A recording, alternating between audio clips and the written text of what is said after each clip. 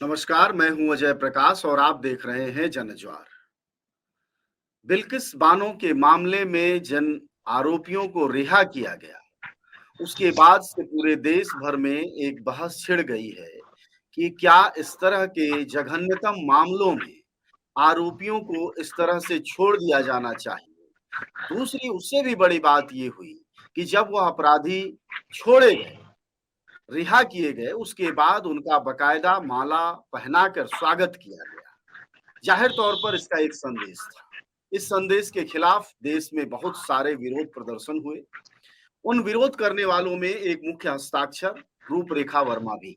हमारे साथ वह इस वक्त बातचीत के लिए हैं। उन्होंने सुप्रीम कोर्ट में इस रिहाई के खिलाफ एक याचिका दायर की है।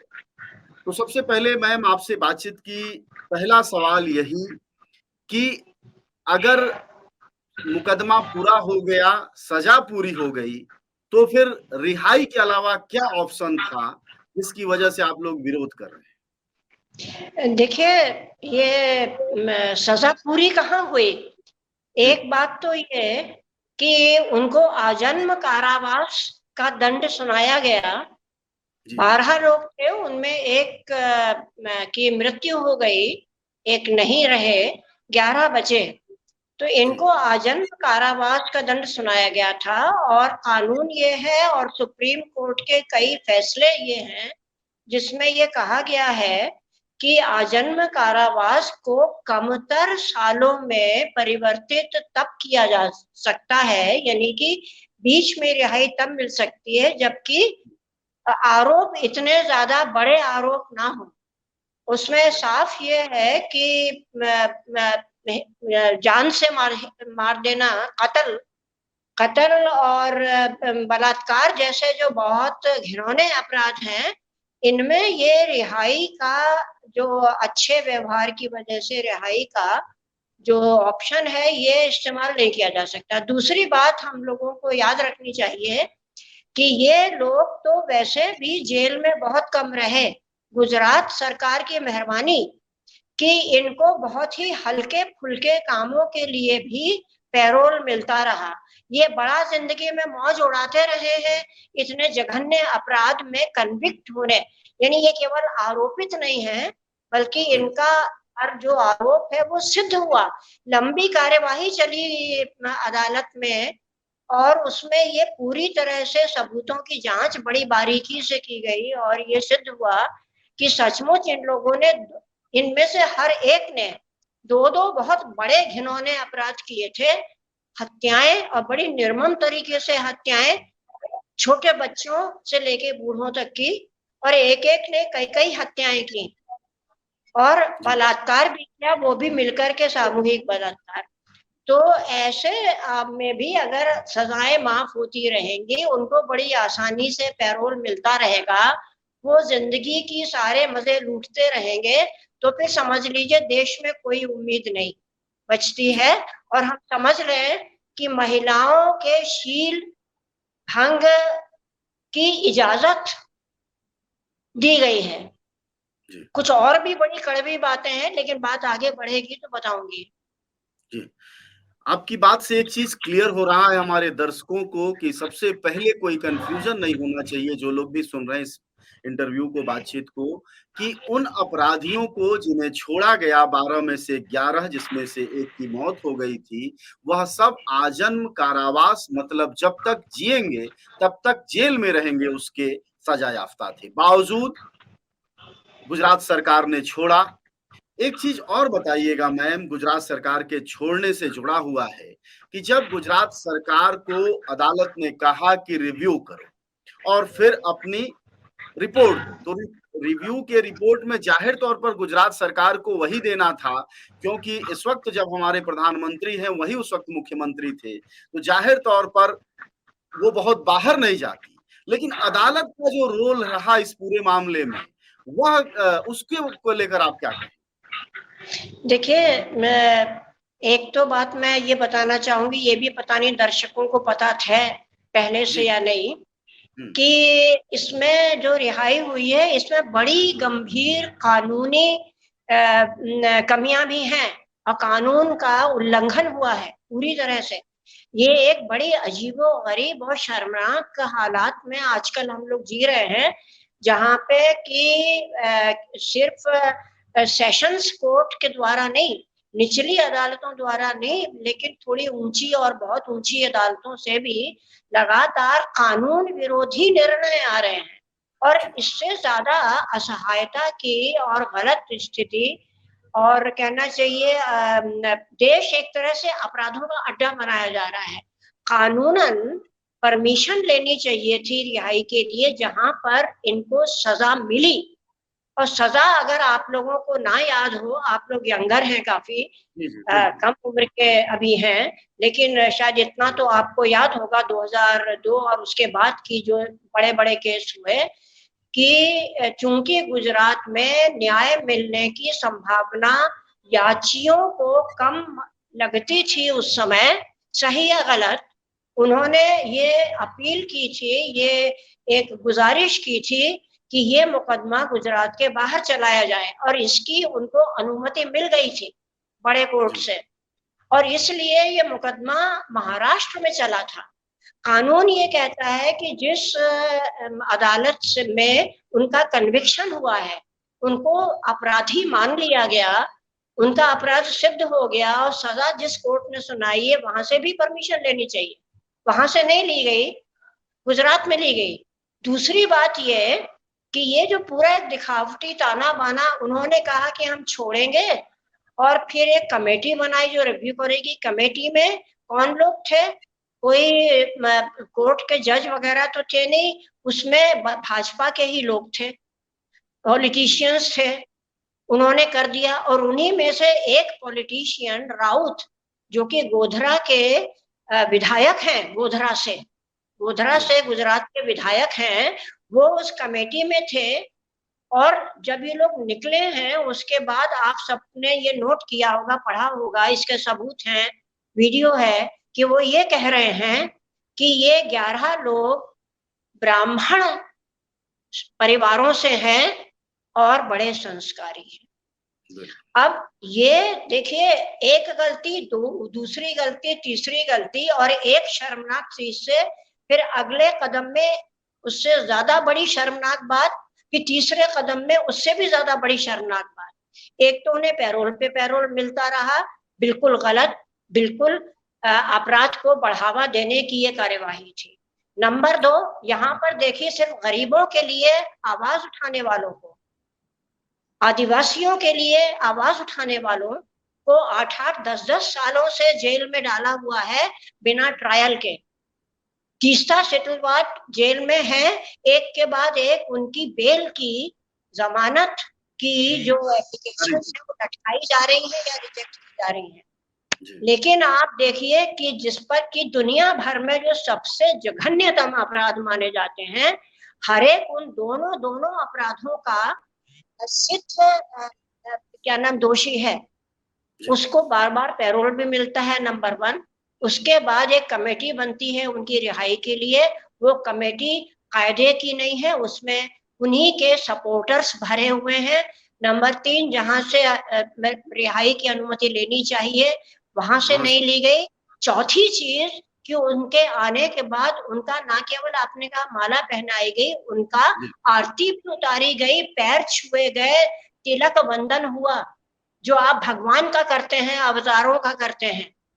और फिर 5वीं बात कि हमारे वहां के जो गोधरा से एमएलए हैं, कहते हैं कि ब्राह्मण संस्कारी। तो संदेश साफ है महोदय कि इस देश में अब अपराध भी तय होगा धर्म के आधार पर, और धर्म के अंदर जात के आधार पर। और मुझे ये लगता है कि अभी ये कहा नहीं गया है, लेकिन संदेश साफ है। बंगाल से और यूपी से और राजस्थान, बहुत जगहों के हमारे पास बहुत अच्छे उदाहरण हैं, सबूत सहित उदाहरण हैं, कि जब आप रूलिंग पार्टी ज्वाइन कर लेते हो तो अपराध मुक्त हो जाते हो, सारे मुकदमे खत्म हो जाते हैं। तो ये 6-7 चीजें हैं जो हमें भयंकर डगर पर चला रही हैं, और देश करीब करीब, देश में जो कुछ भी गर्व करने योग्य था, अच्छा महसूस करने योग्य था, उसकी किस तरीके से तार तार वो किया जा रहा है। और अपराध को मान्यता दी जा रही है, बल्कि मान्यता ही नहीं, उसको सेलिब्रेट किया जा रहा है अपराध को। ये हमारे सामने आज। अच्छा, ये जाहिर तौर पर बहुत जरूरी बातें आपने बताई हैं, लेकिन यूयू ललित जैसे ही देश के मुख्य न्यायाधीश की कुर्सी पर बैठते हैं, वो कुछ बड़े फैसले लेते हैं, जिसमें से गोधरा भी शामिल है। उनमें से वह बहुत सारे ऐसे मुकदमे बंद कर देते हैं, जिसमें कि उनका कहना है कि अब ये खत्म हो गए हैं या इनका कोई मतलब नहीं है। उसमें वह बाबरी मस्जिद को भी शामिल करते हैं। ऐसे में जब आप बिल्किस बानो की और आपके साथ अन्य याचिकाकर्ता भी हैं, जब अदालत जाएँगी और यह जो फैसला आया है, इस संदेश को लिए जब जाएँगी, तो आपको नहीं लगता कि आप लोगों के पास भी निराश होने के ज़्यादा चांसेज़ हैं? अब देखिए, इस देश में हमारे पास विकल्प तो ज़्यादा बचे नहीं हैं। हमें बोलने दिया नहीं जाता है, हमें पब्लिक में प्रोटेस्ट करने नहीं दिया जाता है। अगर कभी हम कुछ कहें तो जिसने वो गलत काम किया है वो शर्मिंदा भी नहीं होता है। वो धाकड़ेपन से हमारे बारे में उल्टी-सीधी बात कहता है और हमें हमारी बात को, जनता की बात को इग्नोर करता है। फिर वो जले में नमक छिड़कता है कि एक तरफ वो कहता है हमारा निज़ाम कि हम अपनी तकलीफ का बयान नहीं कर सकते हैं, हमारा दर्द इतना बड़ा है कि आपके घड़े भर जाएँ और स्त्रियों का सम्मान नहीं होता और उसी समय रेपिस्ट को और हत्यारों को रिहा किया जाता है। तो ऐसे माहौल में हम क्या कर सकते हैं? हमारे पास 3 ऑप्शन हैं, 3 विकल्प हैं कि हम बिल्कुल चुप्पी बाँध लें, जो होना है सो होने दें। लेकिन मुश्किल ये है कि हम इस देश के वासी हैं। नंबर 2, हम इस देश से प्रेम भी करते हैं। हम इस देश का भला भी चाहते हैं और असल में देश प्रेम असली अर्थ में लिया जाए तो हम लोग देश प्रेमी हैं। और देश प्रेम के नाम पे ये जो जात और धर्म की पॉलिटिक्स हो रही है, नफरत की पॉलिटिक्स, ये सबसे बड़ा देशद्रोह जो सबसे बड़े रूप में किया जा सकता है वो ये है। तो हमारे पास विकल्प क्या है? हम चुप नहीं रह सकते, तो चुप रहने वाला विकल्प खत्म हो गया। नंबर 2 विकल्प ये है कि हम प्रेम अपने दिल में बैठ के करते रहें, देश से इसको गिरते हुए देखते रहें और हम भगवान, खुदा, अल्लाह पे छोड़ दें इसको। तो भाई हमने ना तो उनको देखा, ना वो आज तक हमारी कभी मदद के लिए आए। मेरी 79 प्लस उम्र है, बहुत सारी क्राइसिस से मैं गुजर चुकी हूँ, सार्वजनिक और व्यक्तिगत। कभी खुदा, अल्लाह या ईश्वर मेरी तो न्याय देने मुझे कभी उन्होंने मदद नहीं की, कभी भी। तो हमारे पास एक ही विकल्प बचता है कि हम कोशिश करें। उम्मीद ना हो तब भी हम कोशिश करें। अगर हम हारते हैं, अगर हम जीतते हैं, तो हम सलाम करेंगे न्यायालय को। हम अच्छा, समझेंगे, हमें बिल्कुल। हमें उम्मीद मिलेगी कि देश में अभी कुछ बचा है। अगर हम हारते हैं, तो इतिहास में दर्ज साथ ही साथ ये हो जाएगा कि इस देश में एक समय सब कुछ कितना खराब था, कितना गंदगी भरा था, ये तय हो जाएगा। एक आखिरी सवाल आपसे मैम, वो ये कि जिन तकनीकी आधारों पर गुजरात के दूसरे मुकदमों को या मामलों को निष्क्रिय किया है सुप्रीम कोर्ट ने, बिल्किस बानो के मामले में भी वह कह सकता है कि सजाएं पूरी हो गई हैं और बात खत्म हो गई है और इस आधार पर खारिज कर सकता है। तो ऐसी स्थिति में फिर आप लोगों के पास क्या विकल्प बचता है? देखिए, एक तो मैं फिर से याद दिला दूं कि सजाएं पूरी नहीं हुई हैं, बिल्कुल भी। नंबर 2 ये है कि जो आपने कहा कि तकनीकी आधारों पर, जी, बिल्कुल याद रखिए वो कानूनी, क्योंकि कोर्ट की अदालत के निगाह में सिर्फ कानूनी चीजें मायने रखनी चाहिए और कुछ भी नहीं। या फिर जो हमारे संविधान का जो फंडामेंटल स्ट्रक्चर है, उस जी, पर अगर चोट आने की किसी भी बात से आशंका है, तो कानून के अलावा उसको भी देखना उनका धर्म बनता है। उनका डिफाइंड काम ये है, ये नहीं कि हम उनसे उम्मीद करते हैं, ये उनके जी, कामों में शामिल है। जिस चीज की उन्होंने शपथ खाकर कुर्सी ग्रहण की है, तो उनका ये काम है। अब जो जिन आधारों पर इन केसेस को बंद किया गया है, वो तकनीकी आधार बिल्कुल नहीं है। क्योंकि न्याय के लिए आप एक विरोधाभास देखिए कि हजारों साल पहले के हिंदू मुसलमान के झगड़ों, मंदिर मस्जिद के जो मसाइल हैं, उन पर तो आप हजारों साल पहले के तो गड़े मुर्दे उखाड़ रहे हो, और जिनके कोई सबूत नहीं। आप जो बाबरी मस्जिद वाली बात कह रहे हैं, तो जो सुप्रीम कोर्ट ने जो जजमेंट दिया था, जिसमें कि हिंदू राम लला के मंदिर के लिए दी गई, उसमें खुद उस फैसले में साफ लिखा है कि कोई सबूत नहीं मिला कि यहाँ मंदिर था। उन्होंने साफ लिखा है। उन्होंने साफ दूसरी बात ये लिखी है कि मस्जिद को गिराना निहायत गलत काम था, फिर भी रामलला को दिया के मंदिर के लिए दिया गया। तो सवाल ये है कि एक तरफ तो आप हजारों साल पुराने इश्यूज को उठाने को सही मानते हो, और अब शिवलिंग वगैरह का भी तमाम मामला और मथुरा का भी मामला चल निकला है, और आप उस जनता से बदला लेना चाहते हो जो कहीं परिवार से उन लोगों से जुड़े भी नहीं थे, जो जानते भी नहीं है उन लोगों को, जिन्होंने अगर गलत किया तो किया होगा।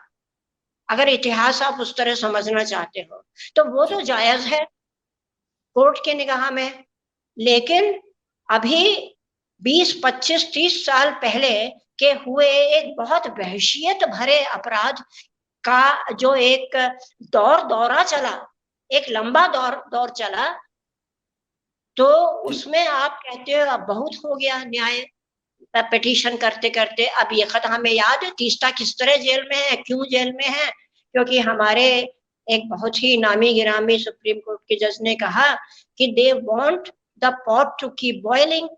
तो हिंदू मुस्लिम का पॉट की हांडी जो है वो तो दहकती रहे, हजारों साल से वो हांडी दहकती रहे, लेकिन अभी 10, 20, 15 साल पहले के हुए कत्लेआम की हांडी हम बंद कर दें, उसको उस पे पानी छिड़क दें हम, तो ये हमें कबूल नहीं है।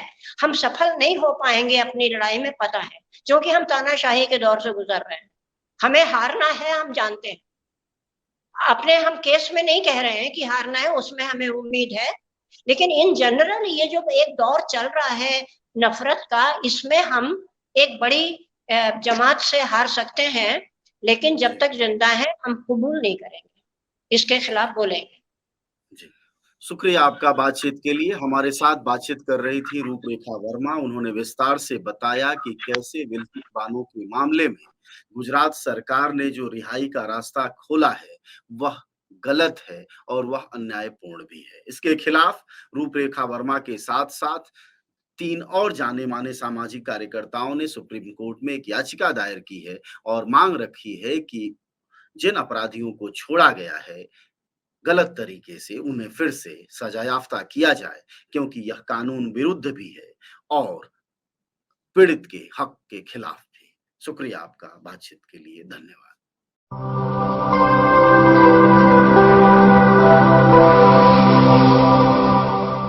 जन ज्वार जनता की